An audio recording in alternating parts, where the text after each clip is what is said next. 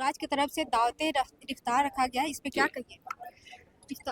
सबसे पहले तो ये एक ऐसा मौका है जिसमें मैं बिहार के सारे अपने मुसलमान भाइयों बहनों को रमज़ान पाक की शुभकामनाएं देता हूं और आगे आने वाले त्यौहार के लिए उनको बधाइयां, अग्रिम बधाइयां देता हूं।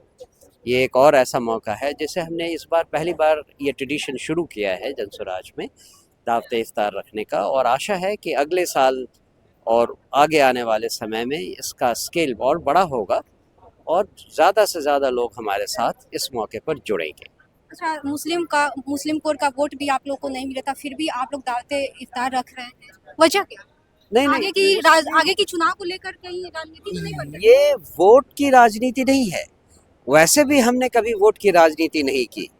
हमने हमेशा ही बिहार में परिवर्तन की राजनीति की है, और बिहार में परिवर्तन तभी संभव है जब बिहार के हर वर्ग को ये समझ में आए कि उनके साथ क्या गलत हो रहा है, क्या धोखा हो रहा है।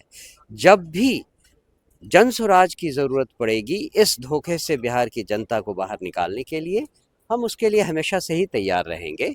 और यही यही संदेश भी हम इस दावत इफ्तार से देना चाहते हैं कि मुसलमान भाई और बहन किसी भी कारण से अगर पिछले चुनाव में ये नहीं समझ पाए कि उनके लिए अगर कोई फ़ायदेमंद सरकार आने वाली है उनके और उनके बच्चों के लिए, तो वो जन स्वराज है।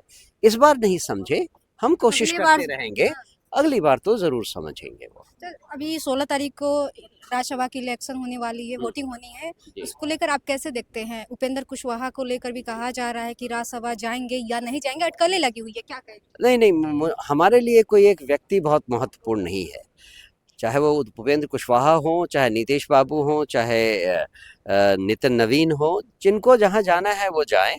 लेकिन मुश्किल ये है कि सब लोग अपने और अपने बच्चों की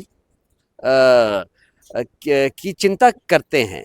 बिहार की जनता का क्या है, बिहार में किस व्यक्ति के बच्चे का भविष्य बदला है, ये जरा कोई बता दे। वो राज्यसभा में जाएं, लोकसभा में जाएं, पंचायती इलेक्शन लड़ें, कोई किसी का बेटा मंत्री बन जाता है कुशवाहा साहब का, किसी का बेटा डिप्टी चीफ मिनिस्टर बनने वाला है। बिहार के 13 करोड़ जनता के बच्चों का क्या? और जब से इलेक्शन हुआ है तब से मुझे पता चला है कि लगभग 45 यंग बिहारी पीपल वो बिहार के बाहर तरह तरह की घटनाओं में मारे गए हैं।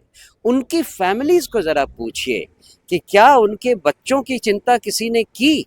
अभी जो 4 लोग गुजरात में मरे हैं, उनकी लाशों को यहाँ लाने के लिए कोई इंतजाम सरकार नहीं किया था। और यहाँ पर है कि नीतीश बाबू अपने बेटे को डिप्टी चीफ मिनिस्टर बनाने में लगे हुए हैं।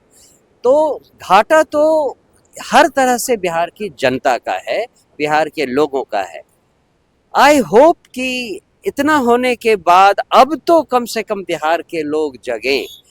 जो जन स्वराज पार्टी चुनाव के पहले कह रही थी, उस समय उन्होंने ध्यान नहीं दिया, अब तो कम से कम ध्यान दें। कहीं ना कहीं जो बिहार की जनता है उनको गुमराह किया गया, क्योंकि 25 से 30 फिर से नीतीश के नाम पे वोट लिया गया और अब 3 से 4 मंथ नहीं हुआ, उनको हटाया जा रहा है। इसको लेकर आप कैसे देखते हैं?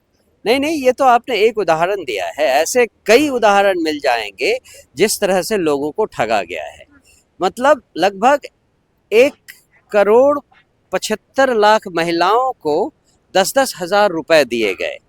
चुनाव के अंतिम दिन तक सम्राट चौधरी जी का मैसेज आता था सब महिलाओं को। जिन जिन महिलाओं का के नाम से फॉर्म भरा हुआ था उनमें से ये सम्राट चौधरी जी का एक मैसेज आता था। और अगर आप पता करें तो जितने लोगों ने फॉर्म भरा उसमें से मेरे ख्याल से 30 या 40% लोगों को ही वो 10,000 रुपए मिले हैं। बाकियों को केवल फोन करके बरगलाया गया जिससे कि वो वोट दे और 10,000 रुपए की चिंता करें, लेकिन ऐसा हुआ नहीं। और ये और भी दूसरा एग्जाम्पल है जिस तरह से लोगों को ठगा गया है। तो ये तो कुछ एग्जाम्पल जो आपने कोट किया, एक मैंने कोट किया, ऐसे बहुत सारे एग्जाम्पल हैं। बस चिंता इस बात की है कि क्या बिहार के लोग अब भी समझ पाएंगे, क्या वो अब भी जान पाएंगे कि उनके साथ क्या धोखा हुआ है, इतने की ही चिंता है।